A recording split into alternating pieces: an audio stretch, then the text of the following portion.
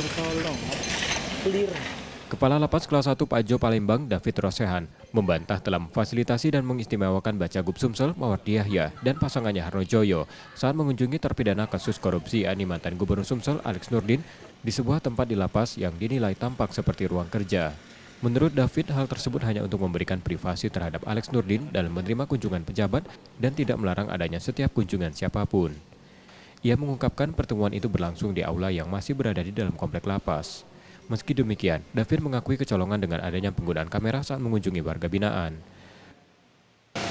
Perlu kami luruskan dalam hal ini tidak ada pengistimewaan karena bagaimanapun juga kita tetap menyamaratakan, cuma karena ya kata pejabat publik mungkin kita agak sedikit memberikan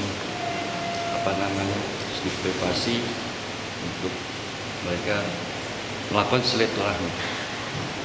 Karena mereka tadi datang tim, ada tim pengawalan, tim humas mereka mungkin juga ada, dan juga tim-tim yang lain. Sekarang mereka pasti membawa alat komunikasi dan kami memang merasa ada kecolongan bahwa dipakai untuk memfoto. Tapi yang pasti kami tidak memfasilitasi ataupun menganjurkan untuk memasukkan alat-alat seperti itu.